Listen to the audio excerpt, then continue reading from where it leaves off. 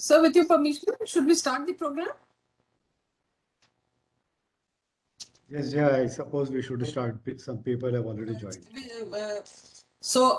On behalf of EPC India, I welcome Mr. Arun Garodia, Vice Chairman EPC India, Mr. H.K. Raghu, ED Urban Transport and High Speed Directorate, Rdso Lucknow, Mr. Sunil Kumar Goyal, Group General Manager Finance from Indian Railway Finance Corporation, and other industry people who have spared their time to be with us on this in this webinar on building Nirbhar Bharat in Indian Railways, which is a part of the 3-day Railway Sourcing Week, the second edition of Railway Sourcing Week, which is begin today and it will continue till 4th of February. So I now invite Mr. Garodia to deliver the welcome the guests with his address. Over to Mr. Garodia. Thank you, Jaya. Mr. H.K. Raghu, Executive Director, Urban Transport and High Speed Directorate, Rdso, Lucknow. Mr. Sunil Kumar Goyal, Group General Manager, Finance, Indian Railway Finance Corporation. And my dear industry colleagues and friends. I extend my heartiest welcome to you all in today's session on building Nirbhar Bharat in Indian Railways. Self-reliance is an imperfect adage in the current highly globalized and technologically competitive world. However, its motto helps us to focus our vision and channelize our efforts to build our indigenous and independent economic strengths and competitiveness. In fact, our government of India's flagship Nirbhar Bharat mission advocates a set of comprehensive frameworks for global collaborations, cooperations, and partnerships to realize our economic development goals. It thus entails greater degree of private participation through MSMEs in the important manufacturing and services segment. EPC India, right from its incorporation, that is 66 years ago, is advocating the same principles of collaboration, cooperations, and partnerships. This mission has bridged Indian engineering manufacturers with the global markets, which has allowed Indian engineering in keeping itself abreast with the latest trends in the global market and technological trends, thus facilitating continuous drive towards self-reliance. In order to achieve self-reliance, the country needs to bolster their value chain right from the research and development and innovation labs, training centers, and skill development towards the integration in the supply chain and down to the final products and services. MSMEs fulfill an important contribution in the manufacturing value chain as they form the backbone of engineering manufacturing in India. They help in filling the critical gaps of the manufacturing value chain, providing flexibility, diversification, and thus overall competitiveness in the supply chain. The railway sector stands itself apart from within the highest multiplier effect and in the development of the overall economy. It involves complex engineering in every engineering segment, be it in the manufacturing of the rolling stocks, infrastructure such as railroads, bridges, tunnels, electrification, energy, communication, and so on. I'm extremely happy that today EPC India has created a platform for vendor development and sourcing opportunities with Indian Railways at this important juncture when the Government of India has rolled out massive development plans for the future. This is the right stage for involving MSMEs to enable them to gain the insights in depth about the various opportunities existing. It offers large-scale opportunities in the niche engineering sectors along the significant scope of scalability and diversification for MSMEs, thereby promoting a healthy and balanced regional growth. Thus, self-reliance or Atmanirbharta in the railway manufacturing is an absolute essential for achieving the overall economic objectives of the country. I am glad that today EEPC India is organizing this important session to enlighten us about the emerging scope and opportunities under the Nirbhar Bharat mission in the railway manufacturing sector. I am glad that we have among us the most eminent speakers today who will help us clear our doubts and help us set our future course of actions. I once again extend my warm welcome to all the eminent speakers, guests, and industry leaders and wish them a highly fruitful and interactive discussion ahead. Thank you very much. Thank you, sir, for setting the tone with your address. I now invite Mr. H.K. Raghu, ED, Urban Transport and High Speed Directorate from Rdso, Lucknow. Over to Mr. Raghu. Thank you very much. I will be basically talking about the various government policies which are related to Make in India, Aatma Bharat, and recently the Gathi Sakti. And in this regard, I will also discuss some of the points which Ministry of Urban and Housing Affairs and Ministry of Railway has done together to Make in India effort. So once again, good afternoon to everybody and very, very happy new year to you. My slides are hopefully visible to you. Yes. Thank you. So before we proceed, let me just introduce the Urban Transport and High Speed Directorate of Rdso Lucknow is basically working as a single window service provider for technical clearance and safety certification of all the metro rail systems over India. Till now, Rdso Lucknow has given the technical clearance for about 18 metros, starting from 2013, Gurgaon Metro, then Bangalore Metro, Mumbai Metro, Jaipur Metro, Chennai Metro, Hyderabad Metro, Kochi Metro, DMRC, Lucknow Metro, Nagpur Metro, Noida Metro, and Kolkata Metro. Again, Nagpur Metro with a different rolling stock, then Gujarat Metro, the Navi Mumbai Metro, Bangalore Metro, recently Kanpur Metro, and MMRDA.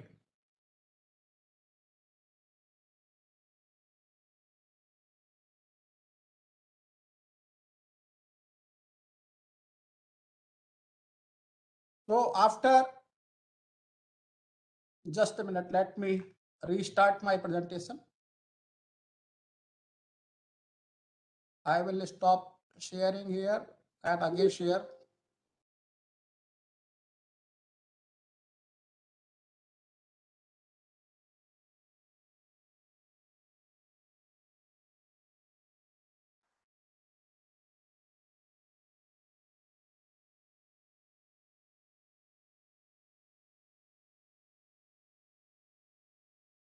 The major observations which we see after giving the certification of about 18 metros in last say 7 to 8 years, till now each metro system developed is different from the other. Rolling stock of one metro line cannot be utilized in any of the other metro. Then technology of propulsion, DC traction, signaling and communication system are of PAC nature. Each metro project is therefore get loaded with undesired design and development cost for all these systems. Due to variation in design and the size of component of one metro to other metro, the quantity requirement of one type of component is less than the break-even quantity for each indigenous product. As a result, local sources for subsystem and components are not getting developed. Now coming to Atmanirbhar Bharat.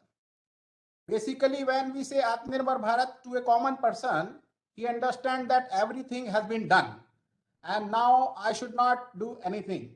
Whereas Atmanirbhar Bharat, if we go deeply, it only provides you the support so that you participate in making the India as Atmanirbhar Bharat. So it is basically dependent on 5 pillars. First pillar is the economy. we are looking for a quantum jump and not the incremental changes. When we talk about the Atmanirbhar Bharat, we are going for a quantum jump. Again, the infrastructure, when we call for the infrastructure, it should represent the modern India. The system which we are going to use should be technology-driven systems. Then demography, we have got very vibrant demography and the youngest population in the world. So we can make use of it for the benefit of making our India as Atmanirbhar Bharat. Then coming to the demand, the power supply and its demand is to be fully utilized. Now coming to Atmanirbhar Bharat stimulus package, which Government of India has announced. First package is for business, including the MSMEs. Second package is for poor, including the farmers. Third package is the agriculture. Fourth package is new horizons for the growth. And the fifth package is government reform and the enablers. आपको पता होगा कि करीब 20 लाख करोड़ रुपए का package announce किया गया, जिसमें कितना पैसा कहां जाना है उसको अभी हम बताते हैं। पीएम गरीब योजना स्वास्थ्य के लिए आवंटित करीब 1.92 lakh crore rupees, MSME sector के लिए 5.94 लाख करोड़ रुपीस, श्रमिक और कृषि की मदद के लिए 3.10 lakh crore rupees, micro agri infra मत्स्य पशु एवं मधुमक्खी पालन के लिए 1.50 lakh crore rupees, viability gap funding के लिए 48,100 crore rupees, and RBI has given various reforms in that about 8 lakh crore rupees. We will be discussing here only boost to our MSMEs, which is about 5.9 lakh crore rupees. A step to boost business MSMEs. Emergency credit line to business MSMEs from bank and NBFCs up to 20% of entire outstanding credit as on 29/2/2020 has been announced. Borrowers with up to rupees 25 crore outstanding and rupees 100 crore turnover eligible for this benefit. Loan to have 4-year tenure with moratorium of 12 months on principal repayment. Interest to be kept. 100% credit guarantee cover to bank and NBFCs on principal and interest. No guarantee fee, no fresh collateral. 45 lakh units can resume business activity and safeguard jobs. Rupees 20,000 crore rupees has been announced as subordinate debt for stressed MSMEs. Stressed MSMEs need equity support. Government of India will facilitate provision of rupees 20,000 crore as subordinate debts. 2 lakh MSMEs are likely to be benefited out of it. Functioning MSMEs with our NPA are stressed will be eligible. Government will provide a support of rupees 4,000 crore to CGTMSE. CGTMSE will provide partial credit guarantee support to banks. Promoters of the MSMEs will give debt by bank, which will then be infused by promoter as equity in the unit. This is basically regarding what is subordinate debts. So subordinate debts comes after the senior debt. Senior debt is the topmost risk, and highest risk is common equity, and least risk is senior debt. But the subordinate debt comes after that, but its liability for payment is lesser than the senior debt. Rupees 50,000 crore equity infusion to MSMEs. MSMEs face severe shortage of equity. Fund of fund with corpus of rupees 10,000 crore is set up. Provide equity funding for MSMEs with growth potential and viability. Fund for fund operated through a mother fund and a few daughter fund. Fund structure leverage rupees 50,000 crore for fund at daughter fund level. Expand MSME size as well as the capacity. Encourage MSMEs to get listed on main board of a stock exchange. One more very important thing what has been done in last year is the changing the definition of MSMEs. So in MSMEs, we take into account the micro, small and medium industries. Earlier, the limits for deciding which is micro, which is small and medium were manufacturing enterprise investment. If less than 25 lakh rupees, it is treated as micro. If it is less than 5 crore rupees, it is treated as small. And if it is less than 10 crore rupees, it is treated as medium, which has been now been revised to from 25 lakh crore to 1 crore, 25 lakh to 1 crore, and from 5 crore to 10 crore, and from 10 crore to 20 crore. In the same way, for manufacturing and service turnover, micro will be now less than 5 crore, small will be less than 50 crore, and medium industry will be treated as rupees 100, less than 100 crore. No global tender up to the value of 200 crores. This is the very important decision which has been taken by Government of India, that up to 200 crores value of the tender will not be made as a global tender. It will be catered through the local sources only. Indian MSMEs and other companies have often faced unfair competition from the foreign companies. Therefore, no global tender in government procurement up to rupees 200 crore. Necessary amendment of general finance rules will be affected. This is an important government step towards Aatma Bharat to support Make in India environment. This is expected to help MSMEs to boost their business multifolds. Other measures are, on the request of Government of India, RBI raised the ways and means advance limit of a state by 60% and enhance the overdraft duration limit. Issue all the pending income tax refund up to rupees 5 lakh immediately, benefiting around 14 lakh taxpayers. Implemented a special refund and drawback disposal drive for all pending refund and drawback claims. Both the above measures amount to rupees 80,000 crore of refund, sanctioning rupees 50,000 crore of emergency health response package. It also provided relaxation in statutory and compliance matters, extending last date of income tax return, then extending of filing of GST return, then 24/7 customer clearance till some date of June. Now it is extended up to June 2022. Relaxation for 3 months for debit card holders to withdraw cash free from any ATM, etc., allowing payment before 15th May for motor vehicle and health insurance policies. Mandatory board meeting extended by 60 days till 30th September, allowing extraordinary general meeting through video conference and e-voting, simplifying voting facilities. The measures which are taken by Reserve Bank of India as reduction of cash reserve ratio has resulted in liquidity enhancement of 1,37,000 crore, targeted long-term repo operations of rupees 1,50,000 crores for fresh deployment of investment-grade corporate bonds, commercial papers and non-convertible debentures, TLTRO of rupees 50,000 crore for investing them in investment-grade bond, commercial papers and non-convertible debentures for NBFCs and MFIs, increase the bank limit for borrowing overnight under the marginal standing facilities, allowing the banking system to avail an additional 1,37,000 crores of liquidity at the reduced MSF rate. These are again measures which are taken. Now coming to the relief to the contractors. Extension of up to 6 months without cost of contractor to be provided by all central agencies like Railways, Ministry of Road Transport, Highways, Public Work Department, etc.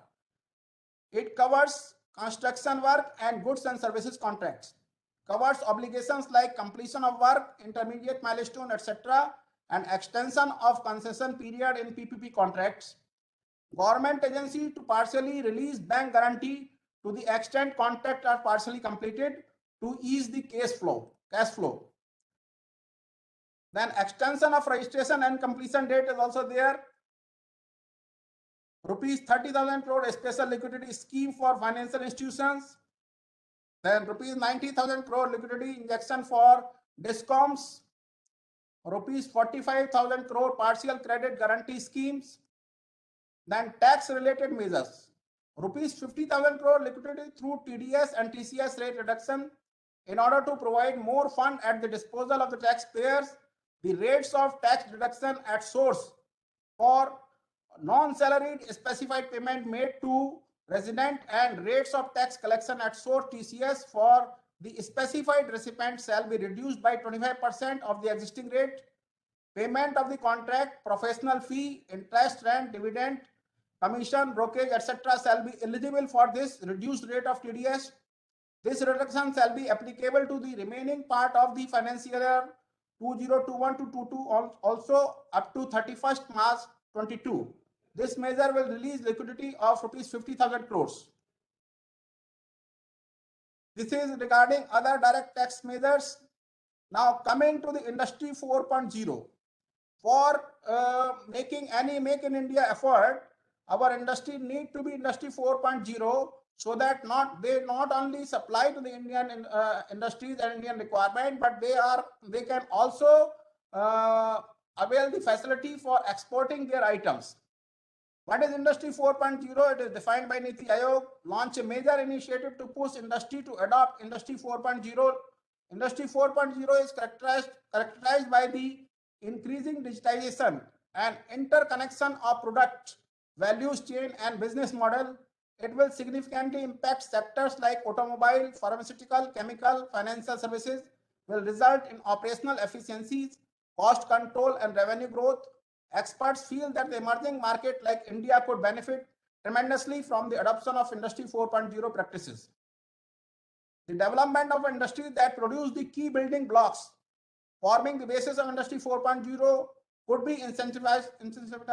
Incentives could be focused on MSMEs that manufacture products including sensors, actuator, drives, synchronous motor, communication system, computer display, and auxiliary electromechanical systems. Similarly, Industry 4.0 standard could be provided support for a fixed period of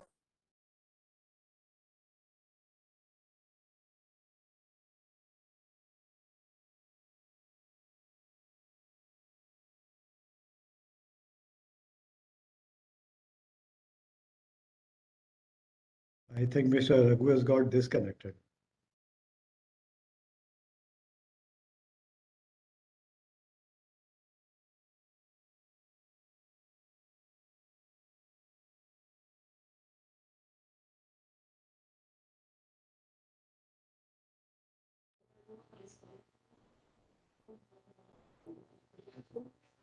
Mr. Raghu, can you hear?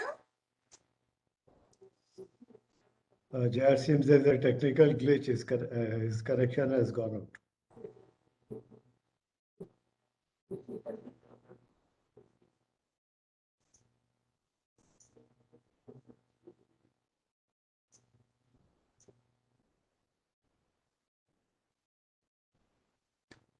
I can't even.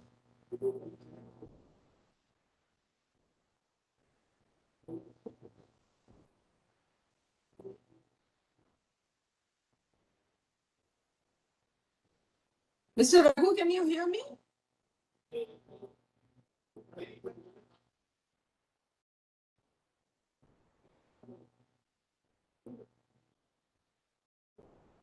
It seems his connection is just snapped. Can you contact him on the phone?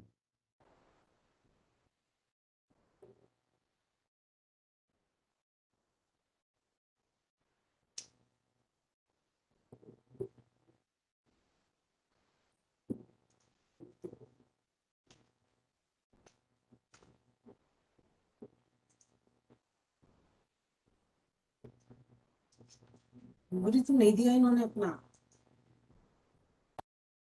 Jaya, I think we can invite the next speaker and meanwhile try and get in touch with Mr. Raghu. If technically we can stop this sharing also. Yeah, because he's not able to hear also. So maybe we can. Yes, you invite the next speaker and meanwhile we'll get in touch with Mr. Raghu. Yeah, Mr. Goyal, can you hear me? Yeah, madam, we can. Yeah, so I now invite Mr. Sunil Kumar Goyal, Group General Manager Finance from Indian Railway Finance Corporation, to speak about the initiatives taken by RFC for building the railway infrastructure in India. Sure. Let me share the Over to Mr. presentation. Goyal.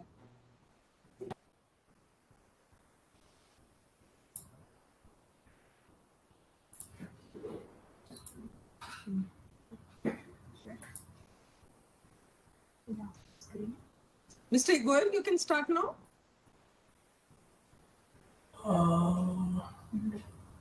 Oh, Mr. Raghu.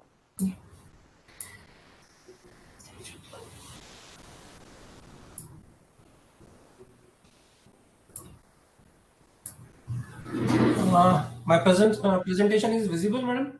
Hope my presentation is visible. Yes. Good afternoon, respected Arun Gargodia ji, HK Raghu ji, and other eminent industry representative. Today, on behalf of IRFC, we will be talking how the financing of Indian Railway are being managed and what role IRFC play in these finances. So let me start my presentation. This is the slide where we have structured how the Indian Railway CapEx program is being managed. Indian Railway is financed through their own resources. They have got some budgetary support from union budget for implementing the needed capex infrastructure in the country, and they also have a support of extra budgetary support, which is called EBR, and a major portion of the capex is also being financed through is EBR support. Here, role of IRFC comes, and we play a big role in funding the requirement of Indian Railway, the fund which are required by the MOR through this extra budgetary resource requirement. This is the model which we have with the MOR. Basically, we own the entire asset regarding the acquisition of the rolling stock or the construction of the project asset. We receive the fund requirement from the MOR at the start of the year, and as per the requirement, we will provide fund to MOR. And with these funds, MOR will acquire these assets, and these assets are principally owned by the IRFC, and we give it a lease back to the MOR for a period of 30 years. These 30-year period comprise two terms of lease: initial 15 years and secondary 15 years. During the initial 15 years, MOR return our entire loan component and the interest margin, interest borrowing costs during this 15 period, which we have funded to the MOR. In secondary lease period, they give us a notional amount 1 lakh per year asset basis. So this is the model. In this model, basically MOR, we execute a standard lease agreement every year. Whatever the asset acquired by the MOR during the year, we execute a lease agreement with the MOR, and based on these lease agreement, MOR during the first 15 year return back us our principal repayment and interest payment, and based on that the MOR built up their infrastructure funding. This is the key strength of are my slides are moving, or we are still on the first slide? Well, we are still on the first slide only. Oh.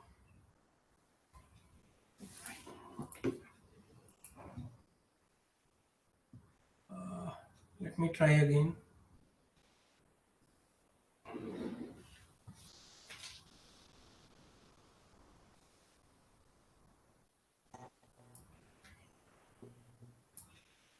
Mr. Goyal, you want us to share the presentation? Please. So we'll share it from our end. Okay.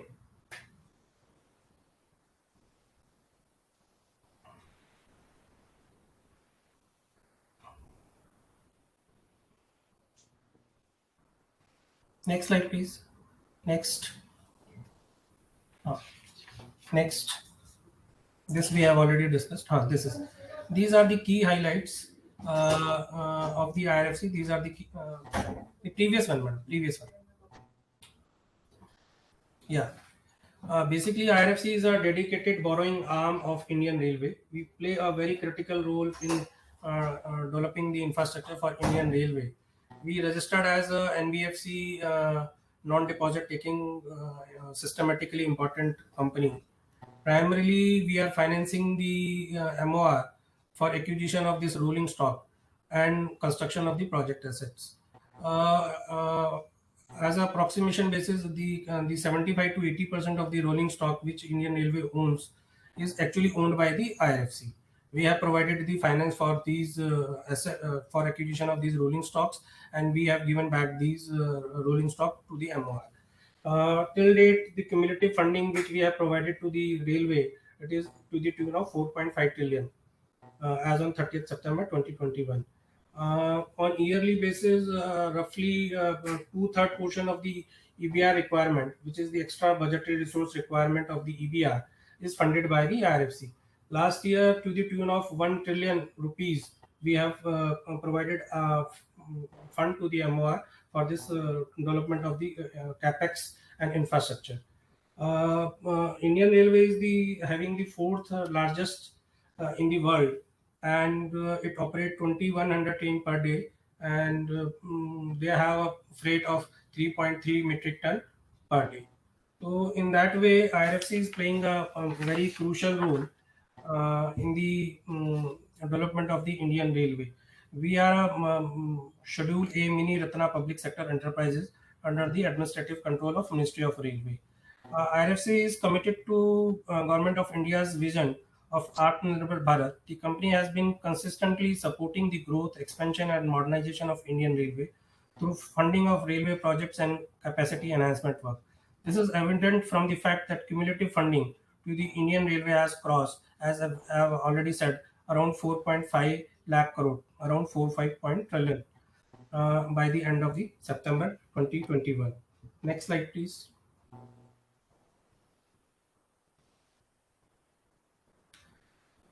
This is the penetration. In the first table, you see this is the penetration of the railway network vis-a-vis the per million population. As you see, we have in Russia 592 kilometer per million population of the railway network, but India is still at a level of 50 kilometer per million population. It means it shows a picture that India need a greater network and a wider network, which has a wider scope for building a true world-class network of railway in India. And in the second table, you see how much fund MOR is requiring through this extra budgetary support for development of this development work. As you see in the year ending 17-18, the MOR was requiring around 1 trillion of rupees for development of these infrastructure, and this has been enhanced to around 1.5 trillion during the year 2021. And in the same way, you see the proportion which was funded by IRFC, it was 36% during 17-18, and then it has increased to 67% during 2021. It means total fund requirement through EBR, out of that 67% is being funded by the IRFC. As I have already told, during the last year, we have financed around 1.04 trillion rupees to MOR for developing this infrastructure. Next slide, please. This is the key strength of the Indian Railway. We are operating at a very low risk cost model. Because the 86% of the ownership is held by Government of India through MOR, so we are very near to sovereign, and our entire borrowing is guaranteed by repayment of our borrowing is guaranteed by Government of India through advance payment of lease rental. In that way, we are operating in a very secured, low risk business environment. Since on incorporation of this company in 1986 till date, we are having a nil NPA. So this gives a great strength to the company. We are the only NBFC which is having a nil NPA in our balance sheet. We have been rated very highly rated by Indian rating agencies and overseas rating agencies. We have enjoyed AAA rating from ICRA, CRISIL, and CARE. and we have a strong ALCO management. We aligned our borrowing as per the fund provided to the MOR. The tenure of the fund for which we have provided the fund to MOR, our borrowing is also aligned to that periodic repayment schedule. And you see, if you see, our cumulative gap over the 5 year is nil in our ALCO report. Our net worth is consistently growing. We are our profits also consistently growing, and we have a nil tax liability over the last 2 years, as we have opted under the 115 BAA section of income tax the option of nil MAT rate. Next slide, please. As we have a borrowing of around to the tune of 380 trillion rupees at the end of the 30th September 2021, and the borrowing portfolio comprise 49% through domestic bond, 27% from the term loan, which have been financed through banks and financial institutions in India, and we have a 16% share of external commercial borrowing, and another 8% is for funded through STL and NSSF. And our net worth is also consistently growing. As I have told you, it was at a level of 20,000 crore lakh crore at the end of the 17-18, and which has increased to 40,000 lakh crore at the end of 30th September 2021. Next slide, please.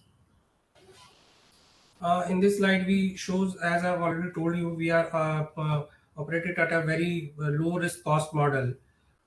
We being very near to the sovereign, and we enjoy a highest credit rating in the overseas market and the domestic market. So our cost of borrowing is very competitive, is very competitive, and we charge a very thin margin over our cost of borrowing. We charge only 40 bips for the acquisition of the rolling stock and 35 for creation of the project assets. So in that scenario, the fund at which we provide the cost at which we provide the fund to MOR is very competitive, so that it is beneficial for the MOR. Next slide, please. As you see, our numbers are consistently growing. Our AUM asset under management has grown from 1.5 trillion rupees to 3.82 trillion rupees at the end of the September 2021. Our disbursement is also growing. It was at a level of 36,000 crore in FY 17-18, and it has increased to 1,04,000 crore in the year ending 21st at the end of 2021. Our AUM breakup, we have around 50% ratio. We have financed.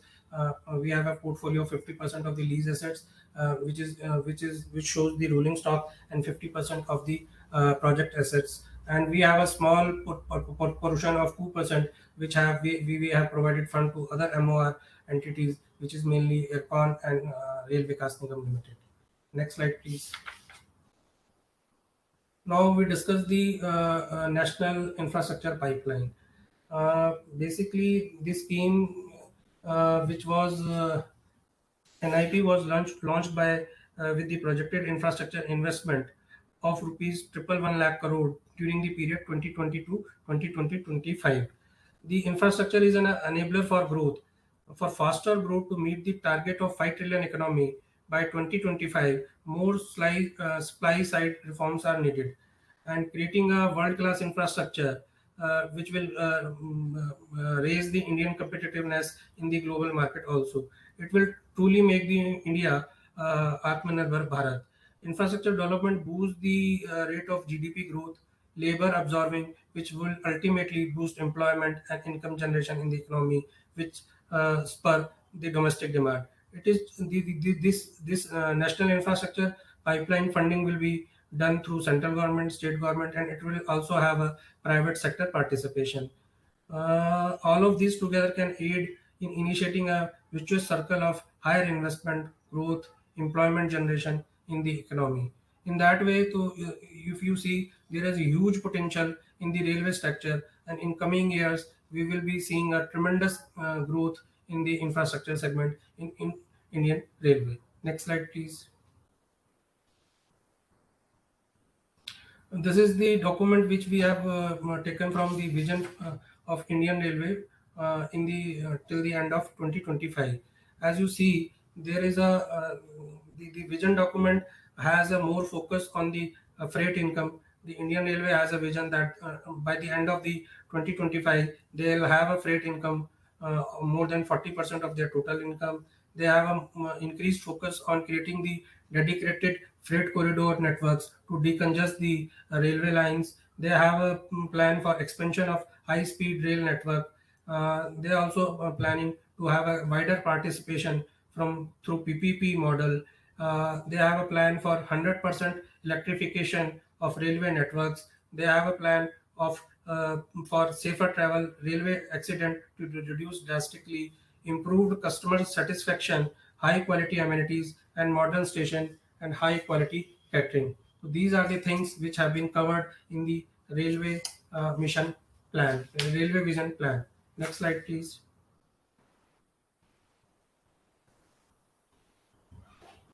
Next slide, please.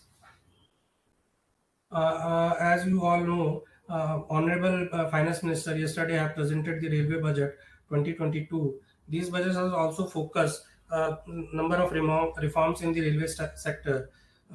For the year 2022 and 2023, the railway has planned a capex of around 2.45 trillion rupees. So this shows how the Indian government is serious about creating the world-class railway infrastructure. They have taken the several measures to boost this infrastructure. They have announced 14 new generation Vande Bharat train with better energy efficiency and passenger riding experience to be manufactured in next 3 years. 100 PM Gathi Shakti cargo terminal to be developed during the next 3 years. Integration of postal and railway network facilitating parcel movement.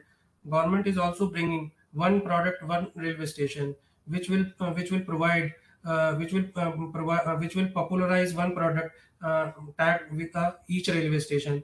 They also have a plan to cover 200 kilometers of railway network under Kavach technology for safety and capacity augmentation. They have a plan to award 4 multi-modal logistic parks during the year 2022-2023, and these resources they have also announced this infrastructure funding will be done through sovereign green bonds. These are the major initiatives which have been taken by the government of India in the budget 2022. So I think in view of these, the railway sector has a wider potential and a huge scope for capex improvement over the next decade. And in that way, IRFC is playing a major role in meeting the railways expectations and will provide the necessary fund as and when required. Thank you. Thank you.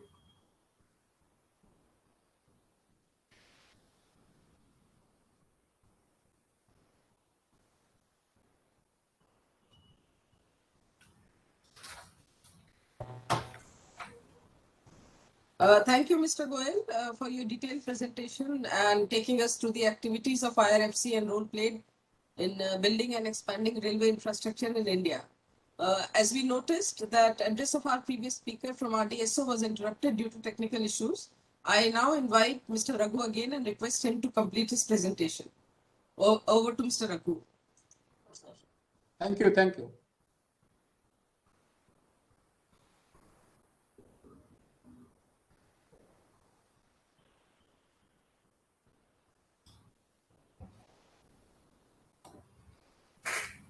So we were here at Gathi Sakti, and we have seen the 6 pillars of Gathi Sakti. We were discussing that.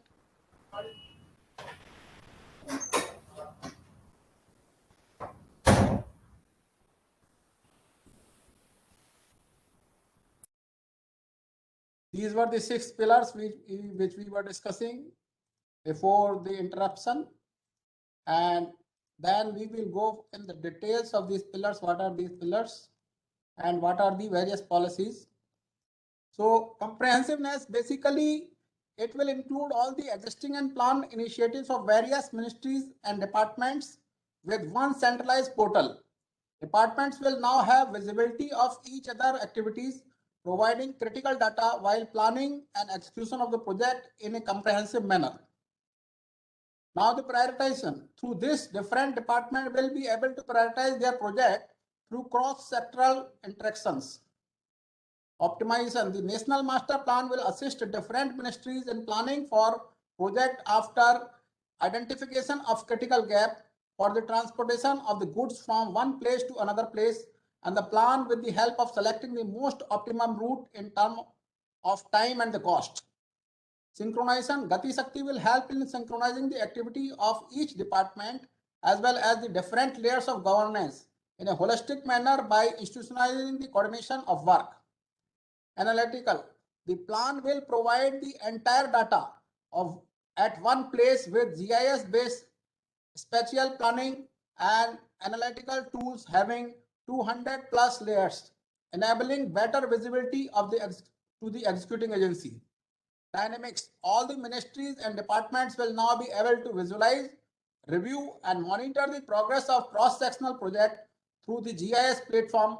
Also, the satellite imagery will give on-ground progress periodically, including projects updating on a regular basis on the portal. It will help in identifying the vital interventions for enhancing the updating the master plan. Now coming to the 5 trillion economy, which we are planning to get through the Gathi Sakti National Master Plan. Gathi Sakti Master Plan is basically roadways capacity is to be increased, and roadways transportation cargo capacity to be increased to 1600 tons by financial year 25. Renewable capacity to be increased by 225 gigawatt by financial year 2025. Around 200 new airports, helicopters, heliports, and water aerodromes. And we say transmission of network to be increased by 4,54,200 circuit kilometer. Then 4G connectivity to all villages by financial year 22, around 20 new mega food parks. Now coming to the target of Ministry of Shipping, which is basically connected with the Ministry of Railways also. Therefore, I am discussing this thing. Number one is increasing in the cargo capacity at the port to 1,759 mmTPA from 1,282 mmTPA in 2020. Then cargo movement on the national waterways will be 95 million metric ton from 74 million metric ton in 2020. Then cargo movement on Ganga to be increased from 9 to 29 million metric ton. Mumbai Port Trust project promoting multimodal connectivity. In line with the goal of PM Gathi Sakti, Mumbai Port Trust is undertaking a slew of projects promoting multimodal connectivity. The trust has set the goal for seeking harmony between the need of cargo and ship on one hand and the need of city Mumbai and the citizen on the other hand. The multimodal connectivity master plan of Mumbai Port Trust is founded on two pillars, namely cargo related project and sea tourism. What is cargo related project for Mumbai Port Trust? Expanding fuel capacity.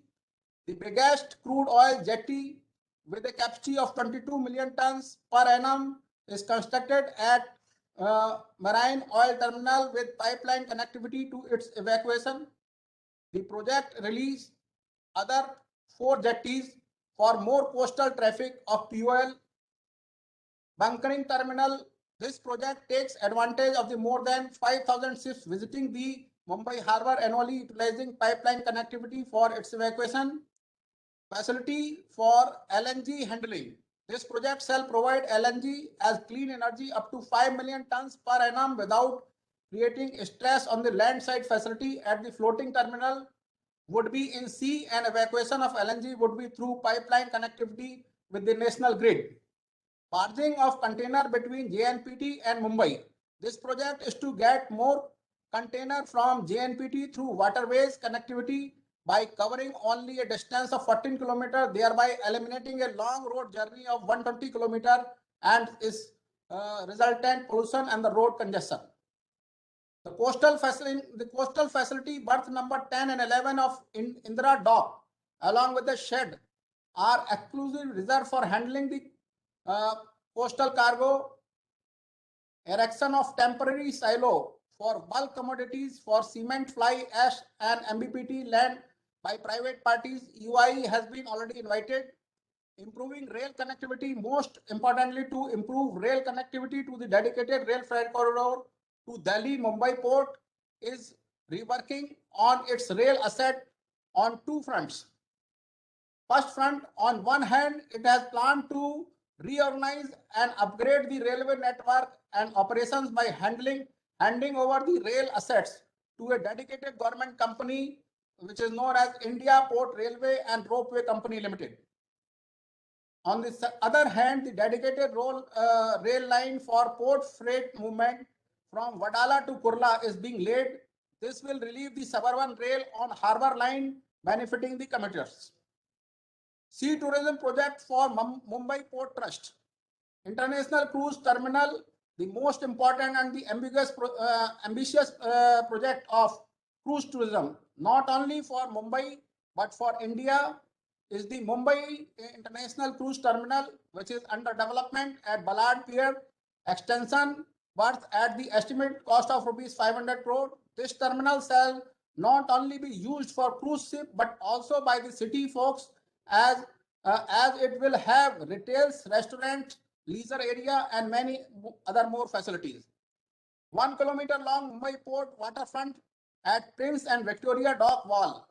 This integrated water transport hub will have all modern requirements of the leisure and community for folk city. This facility has a RoPax terminal and will include seaside restaurant, amphitheaters, domestic cruise terminals, marina floating, restaurant, harbour, cruise, water taxis, etc. Now, RoPax terminals and ropeway between the Savory and Elephanta. The world's longest ropeway over the sea of approximate 8 kilometers shall be built in PPP mode, costing about rupees 700 crore. This project will open up new travel mode for the city population, besides giving beautiful view of marine facilities like ships, marine oil terminals, and the upcoming Mumbai Trans Harbour Link. The work which is already done by Ministry of Urban and Housing Affairs and Ministry of Railway, the standard of rolling stock and signaling system of metro rail have been notified in 2017 after the approval of Railway Board. The standards of rolling stock fix the standard of civil structure. The standards of electrical system have been concurred by Railway Board and going to be notified soon. Various metro rail have already started procurement as per the notified standards. CBTC system is also developed by BL, CDEC, DMRC, STQC through MOUHA. Issue which further need to be addressed. I am of the view that we should have a unified rolling stock and signaling tender for new metros, which we have implemented first time on Kanpur and Agra metro. And with that facility, you can use the same rolling stock from one metro to another metro. Manufacturing of rolling stock in railway production unit like MCF Raebareli, ICF Chennai, RCF Kapurthala with TOT and test and validation facilities. Manufacturing of propulsion system in India by PUs and private players like BHEL, BEL, L&T, Kirloskar, Electrical, Crompton Greaves, etc. Manufacturing of signaling system in India by BL, CDEC, BHEL, TCS, etc. Use of licensed communication frequency for train control for better security and reliability. Nowadays, there is a talk of cyber security, especially in case of the rail transportation. For that, we recommend as a Rdso that we should have the license frequency for train control system. As on date, we are having the open frequency, which can be developed by anybody from outside. So that is to be controlled. Immediate future need is to propagate the concept of one nation, one metro system. This is the time of consolidation of Indian industry for manufacturing of metro rolling stock in India. Titagarh Pharma has won the international bid for manufacturing and supply of 102 ultra-modern rolling stock for Pune Metro. Ministry of Railway and Ministry of Urban and Housing Affairs are there to facilitate the investment by standardization. Niti Aayog has already published its policy to help Indian industries Industry need to gear up itself for Industry 4.0 standards. Now coming to the economy, predicted to grow in 2021. In 2020, due to COVID effect, we were having very poor economy. As per OECD, for our GDP remains minus 9.9%. As per World Bank, it remains minus 9.6%. As per ADB, it remains minus 8%. And IMF also says it is minus 8%. CSO says it is minus 7.7%. And as per RBI calculation is minus 7.5%, which need to be increased in 2021 and 2022. So this economy is to be pulled back.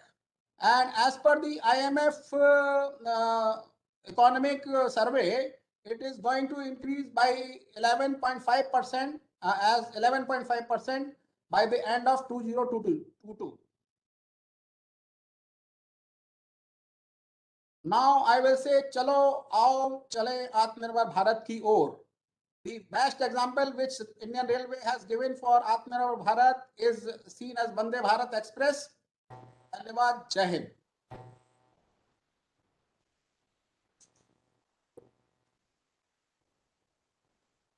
Thank you, Mr. Raghu, for your detailed presentation.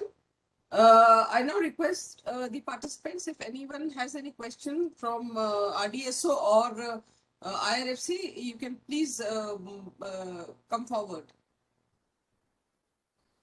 Jaya, I have a suggestion I'd like to mention to Mr. Raghu.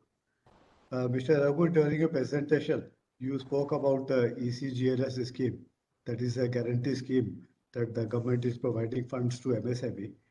Earlier, it was announced to the magnitude of 20%, but in the recent past, that has been further increased by 10%. So the overall sanction given by the government is 30%. You can draw 30% of your utilized limits as on 29th of February 2020. So that is the correction there. And one more thing in MSME definition that you made, you are not mentioned about the export turnover. Export turnover has been totally exempted, be it any turnover. Those turnovers have been fixed up only for the domestic business. So that is what just I wanted to mention to you. Thank you. Thank you. I think with the new budget policy which we have received just now, we are going to prioritize our project so that the total requirement of money which we need for going ahead in this direction to help the MSMEs will be available, just because we are prioritizing the various items and the things so that MSMEs can concentrate on that. So we as a government will be able to help more to MSMEs, though they have not announced specifically in the budget yesterday, but there is a vision for supporting these MSMEs in 2022.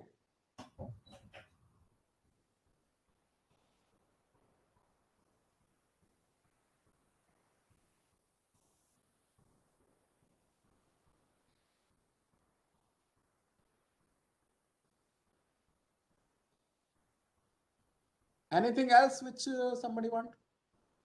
Well, one of the gentlemen has raised a question to Mr. Goel. No, somebody is asking how MSME can be facilitated in registration with RDSO. Right. Mr. Tajinder Singh is asking this thing. So let me just explain him. Recently, we have taken a very bold action in RDSO for registration. As far as registration fee is concerned, we have made it nil. From 1st January 2022, there will not be any fee for registration. Similarly, for developing a product with the MSMEs, there will not be any testing charges. So this is a very bold step which we are taking, because of which MSMEs will be getting benefited in developing their product with railways for the railway use. But can you suggest, Mr. Khanna, how long does it take to get the RDSO registration done for MSME? Sure. So how long does it take to complete the registration process? Now it takes only 3 months, because once you give your application, and in the application itself, you give your all the documents, and based on the documents which you have submitted, we directly give registration to you, and then send our team for the assessment of your capability and capacity. Once the capacity and capability assessment is done, which takes about 15 days, and then you directly been registered as a Rdso supplier, and then you can take directly order from any of the railways. But how long does it take to verify a product and approve a new product? Just now you mentioned about that. Total 3 months. Total 3 months. Starting Even from the for day, the new product. starting from the day of your application and the day you are being registered, it takes only 3 months. Yeah, because these are the commonly asked questions by every participant. Yeah, sure. Then this is the reason. The next question was to Mr. Sunil Goel. One of the persons asked whether your NBFC is financing to MSMEs also, or it is only restricted to railways. Yes, sir.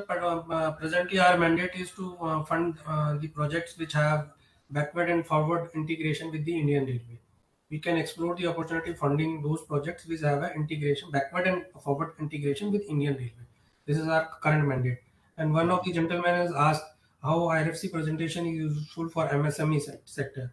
We have tried to given a framework and we have given a vision document over the next decades how much capex is going to happen in Indian railway sector, and Indian government has a financial closure of funding of that capex program.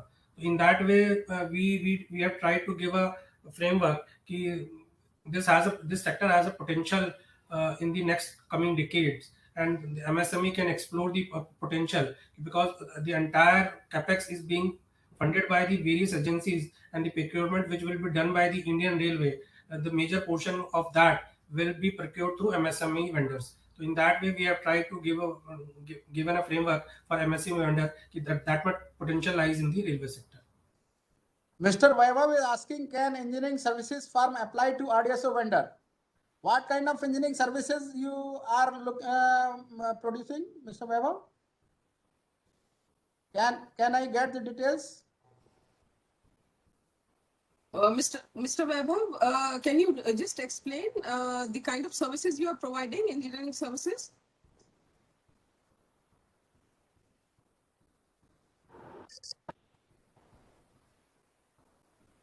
Mr. Vaibhav, can you hear me? Yeah, yes, ma'am. Can I talk? Yeah, please go ahead. Yeah, so my query was maybe we are into engineering design services for mechanical, which includes design and structural analysis, thermal analysis, all those kind of activities. So I was interested in knowing whether such firms also have any role. Yes. Very well. Mr. Vaibhav, I understand you are going to provide us the engineering solutions. Exactly. Your engineering softwares. Not softwares. So we are going to help into the design or doing some optimization by running some simulations, etc. We are looking for it, and you are welcome to contact to Rdso for this, and we will be very glad if you join Rdso hand and make our product more fruitful and the economical. Sure. Thank you very much for your. If you are working mechanical, you are having a lot of scope in reducing the cost of Indian Railways. Thank you. Yes. Thank you. Okay, Mr. Raghu, there is another question. We are a new foundry. Can we get registration in Rdso? What is that? There is a question that we are a new foundry. Can we get registration in Rdso? Sure. Why not?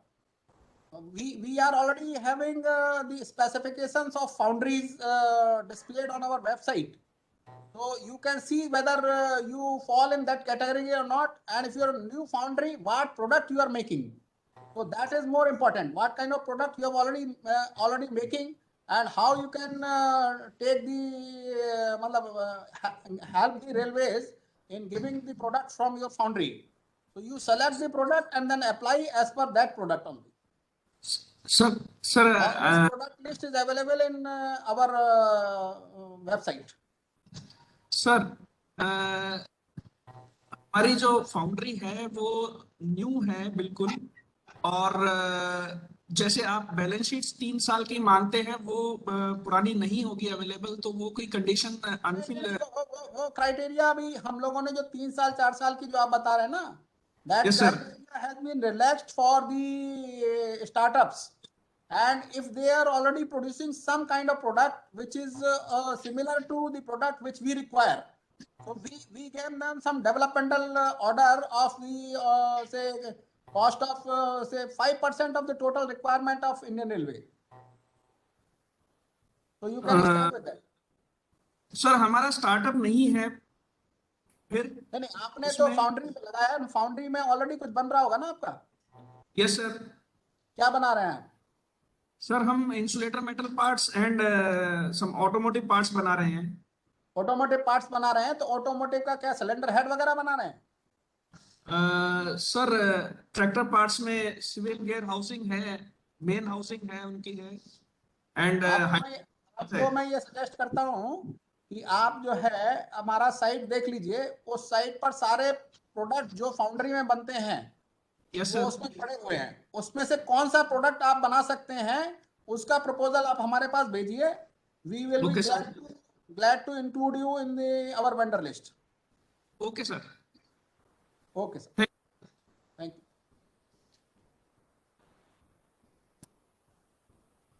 Hello.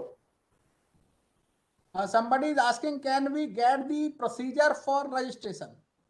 This procedure for registration is available on our website, and if you are having any problem you can contact the concerned person, which is PD QA Mechanical, and you will be given online information for everything. Heavy structures and sheet metals fabrications. So Dinesh Kumar, you are manufacturer of heavy structures. What kind of heavy structures are there? Is it steel bridge girders or something like that? Mr. Dinesh Kumar, can you come to the? Yeah, we are sheet metal fabrication, heavy structure, visual tanks, structure. This is bridge girders. No. We are basically automobile industry and PTD area. So you are doing a sheet metal work fabrication. Is it stainless steel or it is normal mild steel? Yeah, stainless steel, mild steel, and galvanized.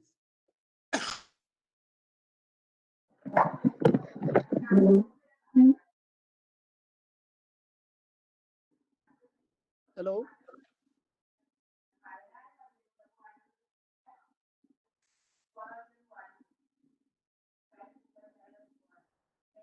Well, Mr. Raghu has lost the connection.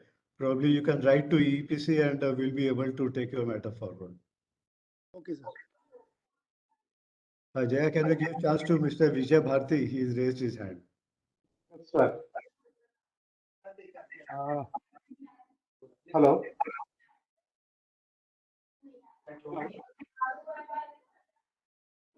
Hello. Hello. Sir, can you hear me? Hello. Hello. Mr. Vijay Bharti, we can hear you. If you can raise your question, please. Can you hear me? Yeah, we can hear you. Yes, sir. We are also startup actually. We started in 2019, based in Hubli, Karnataka. We are into heavy structural steel fabrication and equipment. तो die बनाना पड़ेगा या फिर कुछ insert का है? Sorry. Hello. Hello. Yeah, please go ahead, Mr. Bharti. We can hear you. We are into heavy structural fabrication actually. We are also doing equipment for steel plants, sugar plants and all. And we are also into crane girders, crane manufacturing and all. Basically, personally, I am a mechanical engineer with around 36 years of experience in a lot of MNCs wherein we do a lot of heavy fabrication. So I just want to know what is the prospect for our kind of industry. Well, Mr. Bharti, I'll suggest you, Mr. Raghu's connection is snapped. He has already explained to you. You can go to their website. Lot of requirement is already listed there. You can make your application, get yourself registered, because railway buys almost everything. Fine. Thanks, sir. Yeah. Jaya, can you give chance to Mr. Ambarish? He has been raising his hand. Yeah, Mr. Madhu, please go ahead. Yes, madam. Actually, my question to that Raghu sir is not available. Actually, we are also participant to this regular board, and we are supplying the material and the services to the their railway segment telecommunication. But regarding that, we need some clarification for the registration and other things. What are the services can be able to get from RDSO? That is what our query. I'll suggest you his connection is snapped. You should visit the website of RDSO. That is the simplest thing to do. Your product, if it is listed, you can make an application, or you can make an application for a new product with the registration. So that's the safest way. Jaya, we should have this last question now. We are already over time now. In fact, I would like to inform that we have one session with RDSO tomorrow again at 10 a.m. So if anyone, whoever is interested, they can join that session as well. That's an exclusive session with RDSO. Okay. Thank you.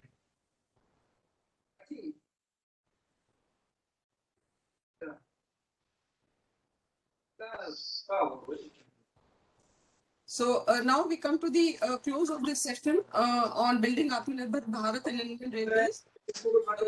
I express my thanks to Mr. H.K. Raghu, ED, RDSO, and Mr. Sunil Kumar Goyal, GGM Finance from Indian Railway Finance Corporation.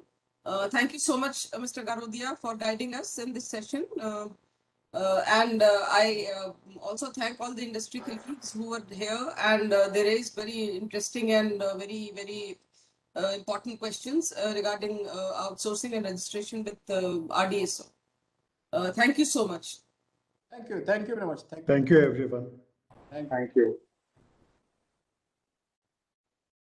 Thank you very much.